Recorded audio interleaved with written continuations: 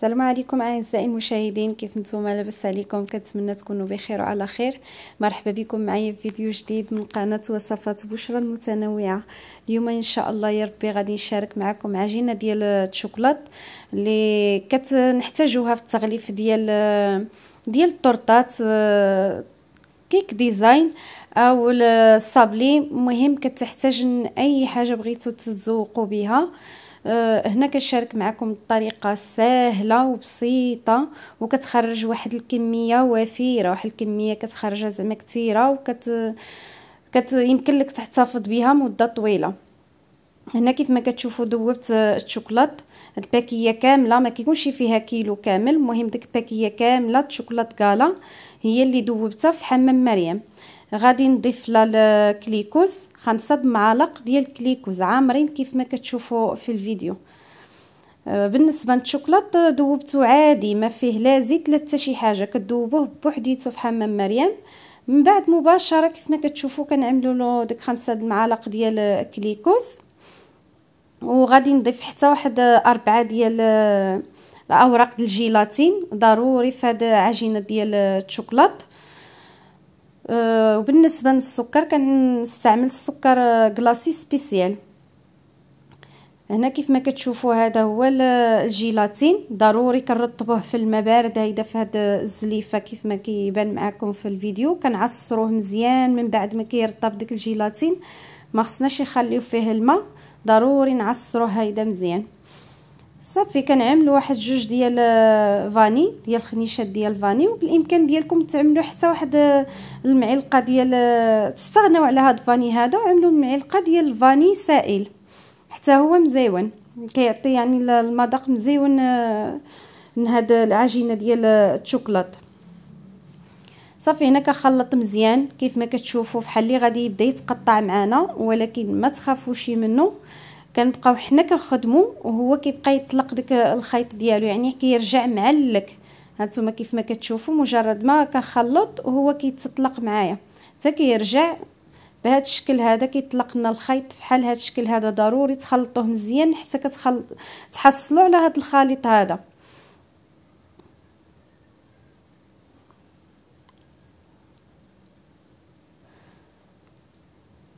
هذا هو السكر اللي كنخدم به، سكر كلاصي سبيسيال. ضروري يكون هذا السكر هذا، حيت اخر كيكون احرش شويه.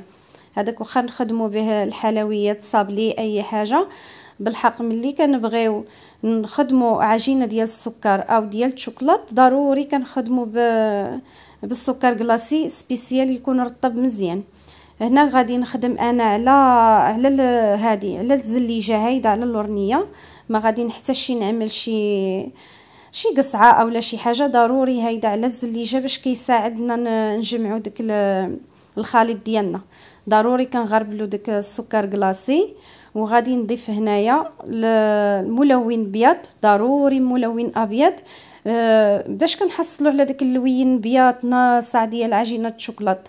كيف ما كتشوفوا راه كيبان معكم في الكاسرونه اللون ديالو كريمي، ولكن ملي غنعملوا له داك اللون ابيض راه غادي يرجع ابيض. وحتى ملي كنبغيو نلونوا العجينه ديال السكر بشي لون اخر كيعطينا اللون ديالو، يعني كيعطينا داك اللون ثابت، ماشي فحال الا عاد تلون على هذا اللون هذا كريمه راه ما يعطيكش اللون اللي بغيتي نتينا. بالحق الا لونا على الابيض راه كيخرج داك اللون اللي بغيتي.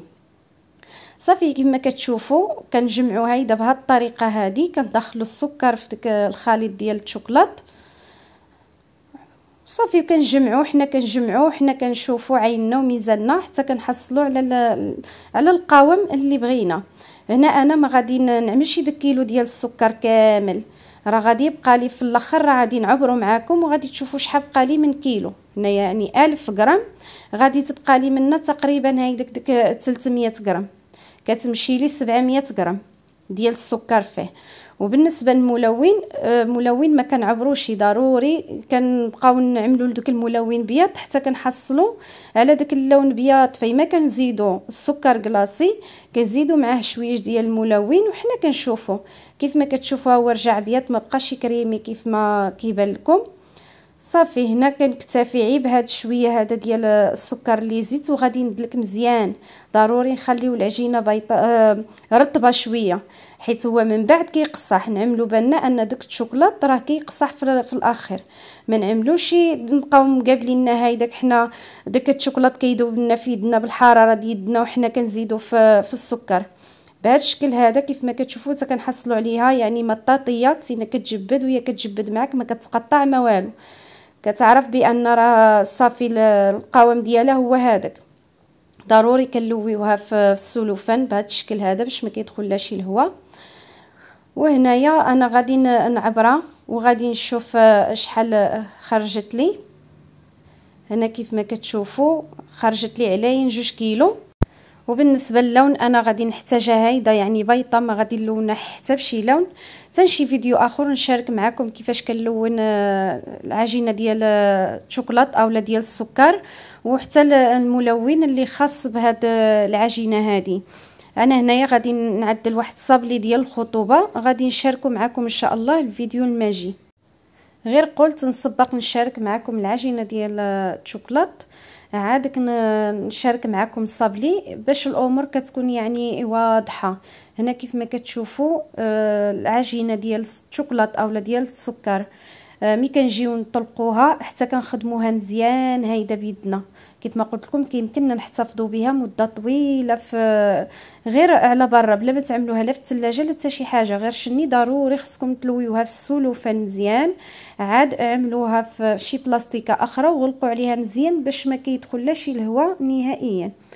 صافي وكتحتفظوا بها تبقى لكم حتى لمده شهر، ما يوقع على حتى شي حاجه. فوقاش ما احتاجتوها كتجبدوها وتخدموها مزيان بيدكم. واخا تشوفوها قصاحات غير خدموها مزيان بيدكم وصافي، وكتعدلوا بها اللي بغيتو. حتى الا ما بغاتش تخدم لكم بيدكم كتعملوا لها حمام مريم، غير مجرد ما كيسخنوا داك الماء كتبقى تسخن هي واحد شويه كتطلق راسها صافي. وهنا كنقول لكم بسلامه حتى الفيديو جديد ان شاء الله. فيديو اللي ماجي كيف ما قلت لكم غادي نشارك معكم الصابلي ديال الخطوبه. كنتمنى هذا الفيديو ينال الاعجاب ديالكم وتجربوها، وما تنساونيش في التعاليق ديالكم وتبارطاجيو مع الاصدقاء ديالكم. عافاكم اللي شاف الفيديو يشاركوا مع الاصدقاء ديالو في الواتساب في فيسبوك، لان المشاهدات طايحين مره عندي في القناه. هذا هو اللي كيخليني انني ما نسجلش الفيديوهات بزاف، لان الفيديو كنضرب عليه الصراحه الله تماره، لا في المونتاج ولا راه ماشي بالساهل باش كنعمل فيديو. ملي كنحطو يعني ما كيجيبش مشاهدات نهائيا، وهذا منطقي لان القناه صغيره يعني ما معروفاش. وكنتمنى بالبارطاج ديالكم ان شاء الله يا ربي تعرف.